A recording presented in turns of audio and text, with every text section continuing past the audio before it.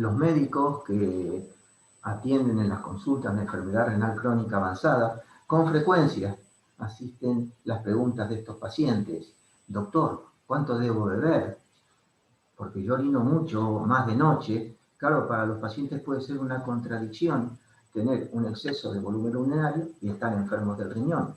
Otra es, cuando tengo que recoger la orina, orino menos. Tampoco debemos banalizar este comentario, ya que cuando los pacientes deben recoger la orina y ir al hospital, suelen pasar una situación de estrés y eso aumenta la secreción de hormona ADH, así que tenemos que tenerlo presente. A continuación vamos a revisar, a propósito de estas inquietudes de los pacientes, dos conceptos importantes. El primero es que el alto volumen urinario es una condición de la enfermedad renal crónica. Y el siguiente es que la cantidad de líquido ingerida puede ser un factor de riesgo no establecido. Vamos al principio. El alto flujo urinario es una condición de la enfermedad renal crónica. Efectivamente, en un riñón que funciona normalmente filtra 180 litros por día. Sin embargo, la diuresis normal no alcanza al 1%. Aún en situación de poliuria, no llega al 2% del filtrado glomerular. Sin embargo, en un riñón dañado con un 15% de función renal próximo a llegar a la diálisis, la diuresis suele alcanzar el 10 y 11% del filtrado glomerular. O sea, está en una situación de muy alto flujo urinario en las nefrolas funcionantes. Y esto es un concepto importante. De hecho, la diuresis, lo que ha sido nuestra consulta en pacientes con bajo filtrado glomerular, que no tengan fallo de bomba, está entre los 2 litros y los 3 litros y medio en 24 horas. Y eso es importante. El siguiente concepto que emana de ahí es que la cantidad de líquido ingerida puede ser un factor de riesgo en los pacientes con daño renal avanzado. Y de esto, mucha responsabilidad la tiene la hormona antidiurética, que como vemos en nuestra revisión nada reciente, ya ponía énfasis en que puede ser una nueva diana terapéutica para retrasar el fallo renal, ya que la hormona antidiurética induce vasoconstricción de la arteriola eferente, hiperfiltración glomerular, aumenta la reabsorción tubular de sodio, estimula la síntesis de renina por activación de los receptores V2 y tiene un efecto directo sobre la proliferación mesangial, dando como resultado un daño tubo-intersticial y nefroesclerosis progresiva.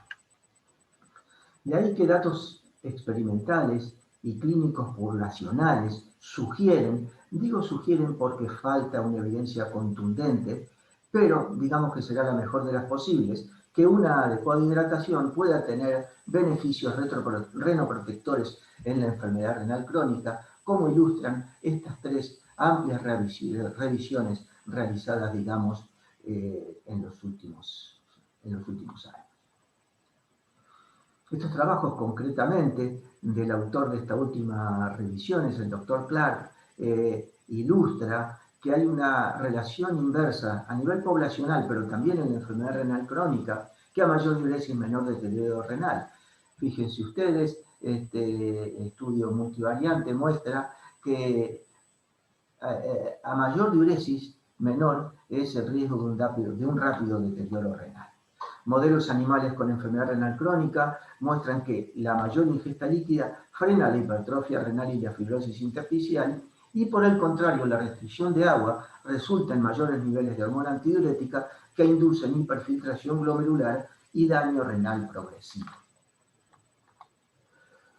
Tenemos dos escenarios de enfermedad renal crónica que avalan los efectos renoprotectores que puede tener una adecuada hidratación.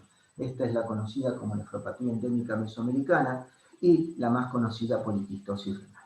La nefropatía endémica mesoamericana, aquí tenemos un excelente artículo en Nefrología al Día, redactado por el doctor García Trabanino, que nos muestra que en los países centroamericanos, muy cálidos, especialmente en la costa oeste, las poblaciones expuestas a elevado estrés térmico ocupacional y como consecuencia una deshidratación crónica, muestran lesiones crónicas progresivas en los riñones de atrofia tubular, fibrosis intersticial, glomerulosclerosis. Asimismo, los programas de agua y de soluciones electrolíticas, sombra y descanso han reducido la incidencia de este daño durante la cosecha de azúcar, de caña de azúcar. La otra situación en la cual la hidratación puede ser beneficiosa, más conocida por nosotros, es la poliquistosis renal. El aumento de ingesta de agua ha demostrado un lentecimiento del crecimiento de los quistes vía la supresión directa de la hormona antidiurética, como ilustran entre otros los trabajos y las revisiones del profesor Torres.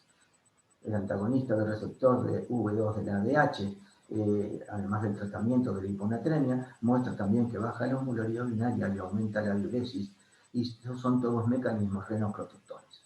En resumen, reducir la secreción de ADH aumentando la ingesta de agua o inhibiendo este receptor de ADH puede aportar beneficios renoprotectores. Pero bueno, ahora, y partiendo de esta premisa, yo creo que debemos contestar a la pregunta de forma razonada. Doctor, ¿cuánto debo beber? Para esto ya nos ayudan los libros de fisiología clásicos, en la cual nos decía que una dieta estándar genera unos 600 milimoles de solutos.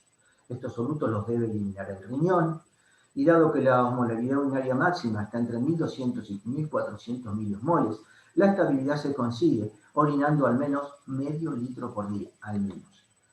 Y esta información, lógicamente, nos puede proporcionar argumentos razonables para decir cuál es la diuresis mínima necesaria en el enfermo renal. Entonces aquí vemos qué es lo que ocurre en la enfermedad renal crónica, que la orina es absolutamente isostenúrica. Si miramos la osmolaridad urinaria de estos pacientes, vemos que vamos a tenerlas todas entre 250 y 350 milimoles por litro. Estos riñones no concentran. Por eso, supervisar la osmolaridad urinaria ayuda a conocer la capacidad de concentración de orina en cada uno de estos pacientes. Harían falta 2 litros por día mínimo para excretar esta carga de solutos. Entonces, mantener una diuresis elevada puede ser de ayuda renoprotectora y para eliminar la carga de solutos, especialmente en personas mayores, en épocas estivales o en situaciones de deshidratación como diarreas o vómitos. Y esto lo vamos a conseguir en función de las pérdidas extrarrenales con una ingesta líquida entre 2,5 litros y 3,5 litros al día. Tenemos que tener en cuenta que un 20% de este aporte puede venir de los alimentos sólidos o semisólidos. Pero esta diapo es muy importante, todo con permiso del corazón. No es aplicable a pacientes con síndrome cardiorrenal, antecedentes de insuficiencia cardíaca o congestiva, que con frecuencia llegan hinchados o asfixiados a las consultas a urgencias. El bajo volumen urinario y la retención hidrosalina en estos pacientes suele deberse más a un fallo de bomba que a un fallo renal. Y si es por fallo renal es porque ya estamos en una situación absolutamente terminal. Y ya solo cabe la diálisis. La otra pregunta que ustedes me harán es, ¿y entonces si la hiponatremia? Sí, la hiponatremia evidentemente es otro riesgo ante este estímulo de hidratación, pero el riesgo es bajo. En general, en menos del 5% de los pacientes vemos hiponatremias que pueden llegar a ser sintomáticas. Pero, lógicamente, evitar la ingesta forzada de líquidos, vamos a decir por encima de 4 litros, ya que puede exceder la capacidad dilutoria del riñón. Y, lógicamente, vigilar el sodio en sangre o en consultas también ayuda a prevenir este evento. Por eso, las reflexiones finales que voy a hacer a esta presentación son: es cierto, no hay una evidencia contundente, pero como les decía antes, la mejor de las posibles. Beba lo que tenga sed, a mi juicio suele ser un poco insuficiente, especialmente en pacientes mayores que pierden la voluntad de beber o en aquellos que están hospitalizados con una botella de agua en la mesa de noche. De hecho, es frecuente que los familiares digan, le animamos a beber y él no quiere beber, ¿verdad?